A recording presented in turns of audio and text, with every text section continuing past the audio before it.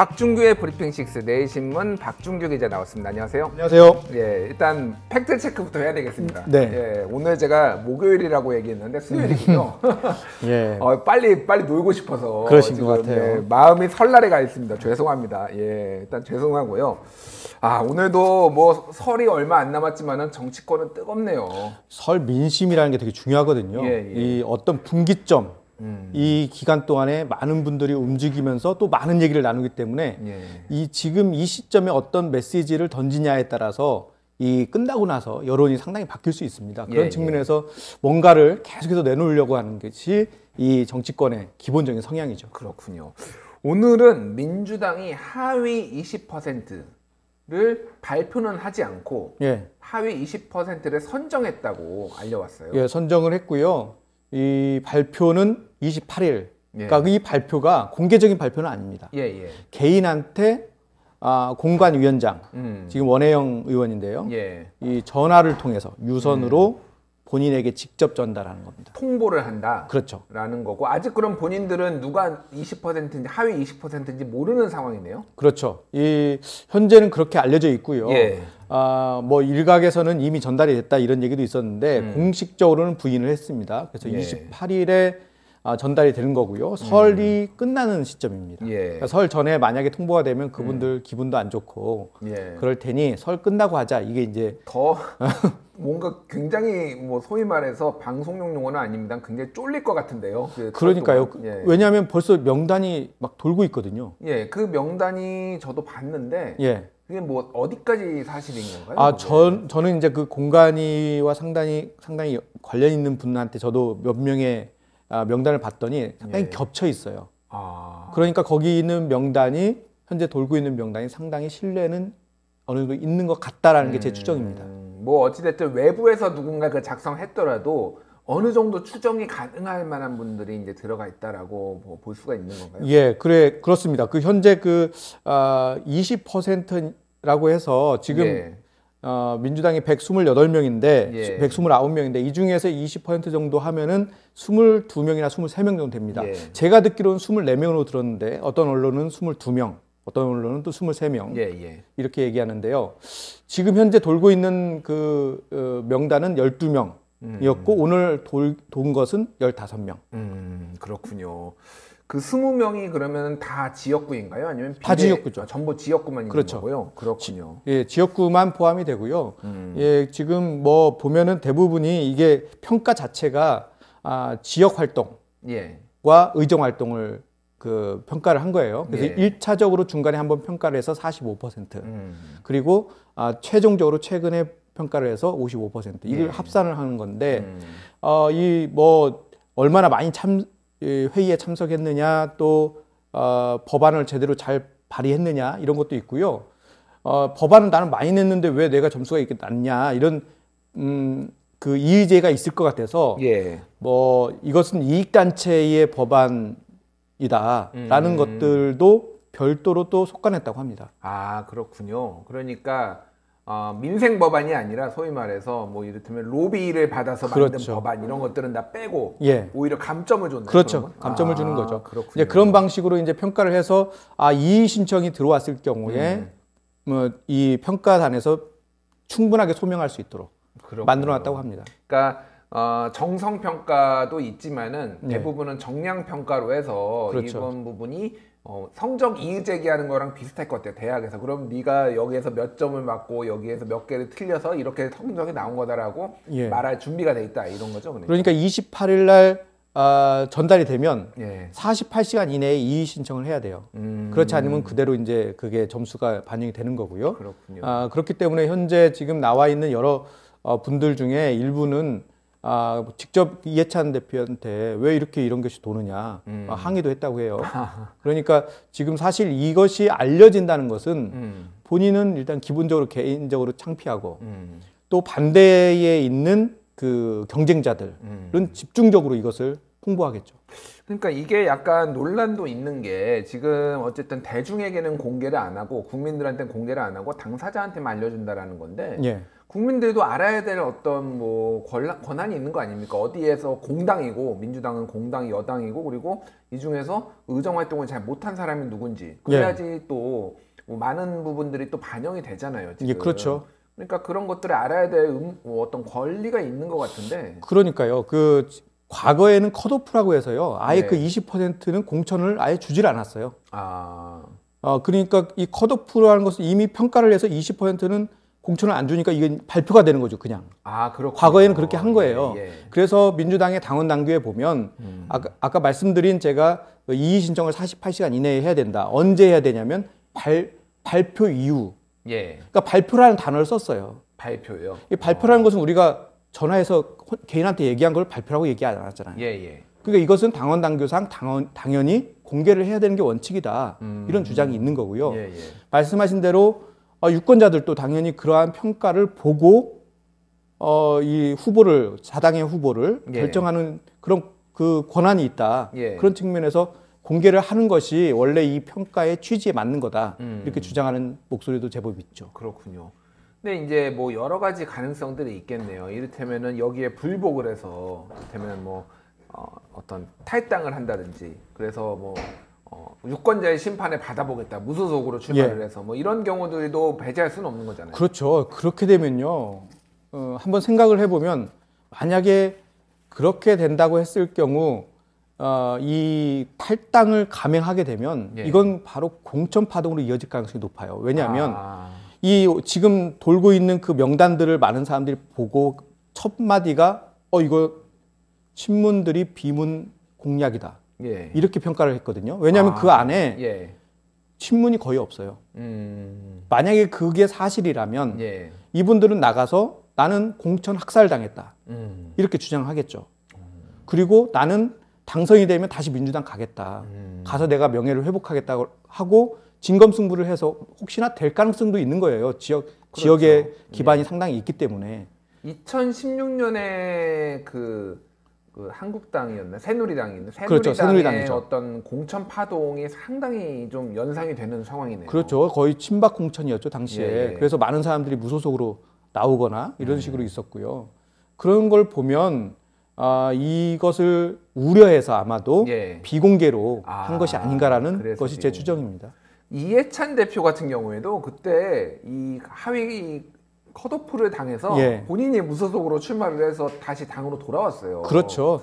당시 세종으로 이제 돌아왔는데 본인이 그걸 겪고 나서 이제 당대표 된 이후에 이러한 피해자는 없게 하겠다라는 원칙을 제시했고 그것이 바로 이렇게 하위 20%의 성적을 받더라도 경선에서 그 이상의 그 지지도를 얻게 된다면 예. 충분히 자격을 부여해 주자 이런 취지로 이야기를 한 거죠. 그러니까 원천적으로 기회조차 주지 않는 컷오프는 좀 문제가 발생할 가능성이 있으니 어쨌든 감점을 좀 주고 뭐 페널티라고 하죠. 페널티를 주더라도 경선에는 참여할 수 있게 하자라는 게 지금 이해찬 대표를 포함한 당 지도부의 생각인 거죠. 그렇죠. 현재 그동안 했었던 컷오프라든가 또 이번에 하는 그 평가가 예. 뭐 본인들은 아주 정밀하게 했겠지만 사실은 이게 보는 사람들에 따라서 기준이 달라질 수 있거든요. 예, 배점이라든가 이런 것들이. 그러니까 논란은 언제나 될 수 있다는 측면에서 그냥 경선 참여 자체를 막는 것은 오히려 이런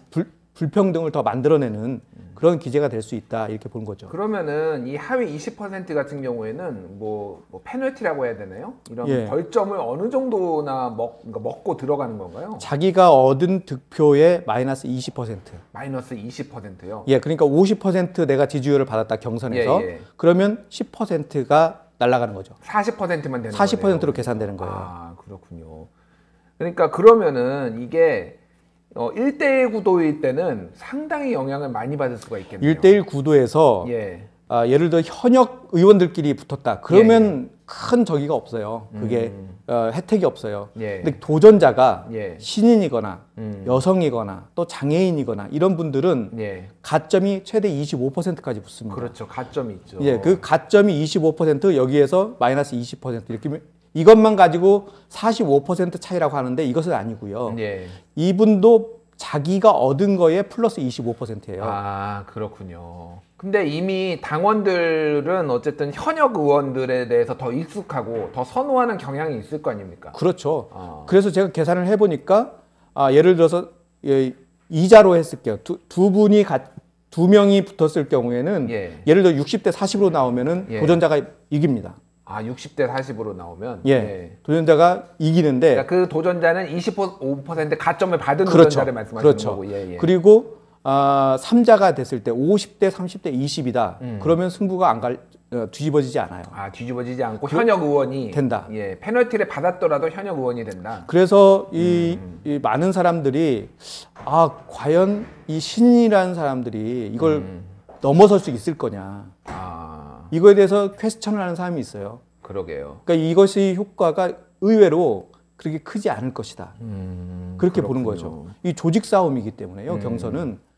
그래서 어떤 청년 분은 그 간부인데 당 간부인데 자기가 계산해 보니까 이 20% 가지고는 이 승부가 그렇게 크게 나지 않을 것 같다. 그렇게 했다고 해요. 그렇군요. 좀 지켜봐야 되겠습니다. 어느 정도로 뭐 꼭 물갈이라는 게 꼭 반드시 좋은 것만은 아니에요. 그러니까 너무 항상 정치권이 물갈이 하니까 그게 굉장히 좋은 것처럼 하지만은 어찌됐든 뭐 안정적으로 또 의석을 뭐 계속 이제 정치를 하실 분들도 필요하잖아요. 그렇죠. 이거는 뭐 하도 한국 사람이 새 거를 좋아해서 그런가요? 이렇게 물갈이가 강조가 되는데 어찌됐든 지금 정치권의 불신들이 반영이 된 거가 아닌가, 물갈이를 강조할 때는 오히려 그런 생각이 드네요. 그런데 우리나라 정치가요 정말 물갈이 많이 해요. 그냥 놔둬도요 40%는 바뀝니다. 그렇군요. 그렇기 때문에 지금 뭐 이 물갈이 수준을 계속해서 강조할 필요가 없는 것이 지금 우리 환경 자체가 많이 바꿔왔고 유권자들께서 그러한 심판들을 계속 해왔어요. 그런 측면에서 뭐 굳이 물갈이를 이렇게 강조할 필요는 없을 것 같은데요. 뭐 일본처럼 뭐 자민당의 한 지역구에서 막 뭐 30년 동안 하고 뭐 이런 거는 거의 없잖아요. 거기는 거의 세습적으로 하고 있기 때문에 거기하고 비교하기는 좀 어려울 것 같은데 여튼 우리나라는 지금 청년 그리고 신인 뭐 물갈이 이런 게 지금 뭐 시대 정신처럼 지금 정치권에 팽배하게 지금 돌아가고 있습니다. 알겠습니다. 자 한국당의 얘기를 좀 해봐야 될 것 같은데요. 한국당은 황교안 대표가 좀 과감하게 치고 나간다 이런 느낌이 좀 이게 민주당과 비교해 보니까 더 그런 느낌이 드는데 3분의 1을 컷오프 하겠다라고 밝혔어요. 지금 아직 공천 룰이 확실하게 정해지지 않은 상황인데 당대표가 이제 직접적으로 그런 어떤 숫자를 이야기를 했는데요. 여하튼 말씀하신 대로 이게 어느 정도나 반영이 될지는 모르겠으나 3분의 1을 컷오프한다는 건 상당히 많은 양이죠. 3분의 1을 컷오프하는 거고 교체는 절반을 하겠다. 그러니까 컷오프라는 건 아까 말씀하셨지만 아예 공천 자체를 안 주는 공천 거죠. 자체를 경선 자체에도 참여하지 못하게 한다라는 거잖아요. 그렇죠. 그러니까 그게 3분의 1이고 절반을 바꾸겠다라고 하면은 지금 자유한국당 의원들은 떨고 있겠네요, 지금. 거의 50명이 넘는 수준이니까요. 108명인가요? 그렇죠. 그러면 54명을 교체를 최소한 하겠다는 건데. 그렇게 되는 건데 상당히 많고 게다가 이제 20, 30, 40대 그분들을 상당히 많이 투입하겠다. 30%를 주겠다. 뭐 이런 얘기니까요. 그게 어떻게 보면은 좀 황교안 퀴즈, 친황 체제를 구축하기 위해서 이렇게 과감하게 혁신이란 거로 포장을 해서 이렇게 공천을 좀 세게 하는 그런 것도 있지 않을까요? 그러니까요. 지금 결국에는 몇 퍼센트, 몇 명 이런 것보다는 어떤 방식으로 할 거냐, 그리고 누구로 바꿀 거냐. 오히려 새로 바꿔놨는데 옛날이 더 좋았다 이런 사람들도 있을 거 아닙니까? 그렇게 되면은 박찬주 같은 분을 새롭게 넣겠다 이렇게 얘기하면 얘기가 달라지는 거죠. 오히려 더 악수가 되는 거니까요. 그러니까 이런 어떤 수치에서 끝나는 것이 아니라 그 방법과 또 새로운 세대 교체 이것이 연관지어서 이어서 나와야 어떤 효과가 나올 수 있겠죠. 그렇군요. 근데 이제 저는 궁금한 게 지금 보수 대통합 얘기하면서 서로 이제 뭐 제3지대가 아니라 어쨌든 뭐 창당을 한다 새로 당이 합친다라고 하면은 지금 얘기한 것들이 그때 가서도 지켜질지 안 지켜질지 뭐 이게 알 수가 없는 지금 불확실한 상황이잖아요. 그렇죠. 지금 그리고 대표가 이런 말을 하기가 사실은 좀 어렵거든요. 왜냐하면 원래 공천 관리를 별도의 위원회를 두고 위원장을 별도로 두어서 거의 독자적으로 거기서 움직이게 돼 있거든요. 그렇죠. 근데 대표가 거의 어떤 과거의 제국주의처럼 이렇게 본인이 어떤 가이드라인을 정해놓고 이야기하는 것은 좀 적절하지 않다 이렇게 볼 수 있는 거고 또 한편으로는 말씀하신 대로 지금 양당이 새로운 보수당과 한국당이 지금 협의체를 만들어서 막 출범을 오늘 했어요. 예. 그래가지고 그래서 지금 유승민 그 소위 보수재건위원장이 예. 직접 뭐 지금까지 있었던 것들은 모두 다 백지로 해서 처음부터 다시 시작한다 이렇게 말을 할 정도로 새롭게 어떤 체계를 구축하고 있는 상황이라 예. 이 지금 황교안 대표의 말이 어느 정도나 실현될지는 아직 미지수입니다. 그렇군요. 뭐 두 분이 황교안, 유승민 두 의원은 아니고 참 두 분 다 대표, 한 분은 대표고 한 분은 대표도 아니고 그래서 뭔가 애매한데 하여간 두 분이 설 전에 전격적으로 뭐 회동을 할 가능성 이런 것들은 좀 있나요? 설 전에는 좀 어려울 것 같아요. 그러니까 유승민 전 대표, 그러니까 유승민 의원은 지금 황 대표를 만날 상황이 아니다. 여기서 일정 부분 논의를 하고 예. 막판에 결단을 할 때 만날 필요가 있다. 이렇게 예. 이제 시점적으로 볼 때는 좀 늦춰질 것 같고요. 예. 그리고 오늘 또 유승민 의원이 그 통합이 반드시 우리가 원하는 건 아니다. 예를 들자면 선거연대라든가 이런 것들도 충분히 감안할 수 있다. 예. 이게 선거연대라는 단어를 썼어요. 통합이 아닌 예, 다른 방식의 어떤 보수 연합 이런 것들도 이제 선택지 중에 하나로 이제 걸어놓고 있는 거죠. 그렇군요. 그러면은 이제 어떤 타임 스케줄 시간을 봤을 때 설 지나고 그러면 사실상 1월이 이제 거의 다 가는 거잖아요. 그렇죠. 그러면은 어떤 새로운 당이 됐든 이런 것들은 그게 안철수 신당이 됐든 보수가 통합을 했든 다 2월 정도로 지금 스케줄이 잡혀야 되겠네요. 그렇죠. 지금 보수 쪽도 2월 초중순 이렇게 잡고 있고요. 예. 진보 쪽도 지금 대한신당을 비롯한 민주평화당 그리고 바른미래당 말씀하신 안철수 신당 예. 대부분이 2월 초까지는 어느 정도 가닥을 잡아야 되는 게 아니냐 이렇게 지금 공감되는 그런 정도로 지금 형성돼 있습니다. 그 혁통이라고 불리는 그 혁신통합 하여간 거기에서는 2월 4일 날을 이제 창당 준비위원회를 발족시킨다라는 예. 것까지 이제 타임 스케줄까지 나온 상황이에요. 그러니까요. 타임 스케줄을 이제 오늘 로드맵을 발표하면서 예, 내놨는데요. 일단은 거기까지 가기 위해서는 이제 유승민 위원장과 이제 그 새로운 보수당하고 자유한국당의 협의체가 어느 정도 이 세밀한 것까지 아마 합의가 이루어져야 예. 창당위원회를 발족을 시킬 수 있을 것으로 보입니다. 그렇군요. 그 제3지대라고 불리우는 뭐 바른미래당, 대한신당 이쪽은 지금 움직임이 어떻게 되나요? 어저께 뭐 그 김종인 예. 그 축사를 한 해 만에 이거 가지고 저희가 또 여기서 얘기를 했는데 그렇죠. 오늘 축사는 안 했는데 다른 곳에서는 또 발언 또 하셨고 예. 오늘 그 문화일보하고 또 인터뷰도 했더라고요. 제가 예. 들은 바로도 지금 김종인 대표가 어떤 세력화를 하기 위해서 움직이고 있고 긴밀하게 상당히 근접한 접전까지 가 있다. 이 얘기까지는 저도 들었어요. 예. 그런데 그게 확인이 잘 안 되는 거고 어제 뭐 제가 말씀드렸지만 김종인 대표가 강하게 부인을 해서 지금 어디까지 왔는지는 가늠을 할 수 없으나 다 모두 다 똑같은 마음인 것 같아요. 대한신당, 민주평화당, 바른미래당 모두 다 뭔가를 해보고 싶은 예. 그런 상황인데 지금 딱 하나 걸림돌이 안철수 신당이에요. 안철수 대표가 어떻게 움직일 것인지 예. 이게 아직 가늠이 안 되기 때문에 다음 주 28일에 그 바른미래당 전체 의원들 예. 하고 안철수 대표가 따로 만납니다. 그 만남 이후에 아마도 손학규 대표하고 담판이 있을 것으로 예상이 돼요. 담판이 지어져서 만에 하나 손학규 대표가 일선 후퇴를 한다라면은 바른미래당에 남아서 당명을 바꾸더라도 이 당으로 해볼 가능성도 있는 거고. 그렇죠. 그게 아니면은 나와서 신당을 만들 가능성 이렇게 예. 봐야 되는 거군요. 그래서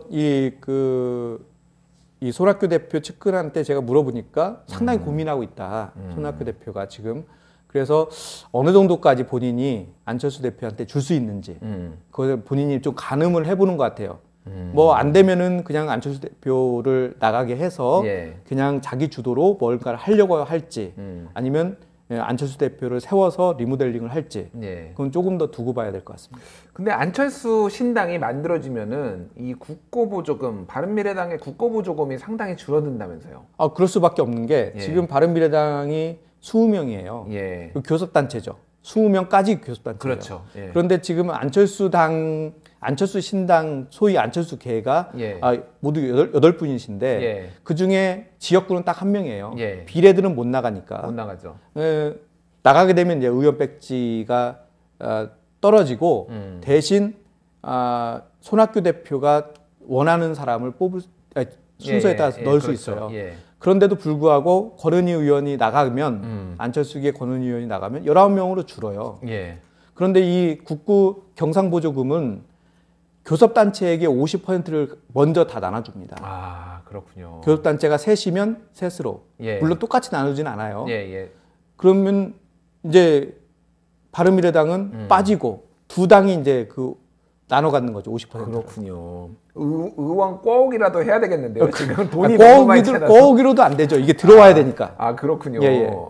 그렇군요. 그게 또 상당히 변수겠네요. 왜냐하면 정치를 하려면 돈이 있어야 되는데. 그렇죠. 올해는 선거이기 때문에 국고보조금이 예년에 2배로 나옵니다. 2배로 나오고요. 예. 그래서 2월 초로 담는 이유가 예. 2월 14일에 줘요. 그때 기준으로. 2월 14일 기준으로 몇 명인지 예. 해가지고 그걸 주는데 교섭단체냐 아니냐가 매우 중요한 상황이겠네요. 그리고 지금 대한신당 같은 경우에는 당이 아직 아니에요. 그렇죠. 예. 거긴 창준이고요. 창준이. 그러니까 예. 거긴 지금 무소속으로 됩니다. 그러니까 이분들도 숫자는 많은데 예.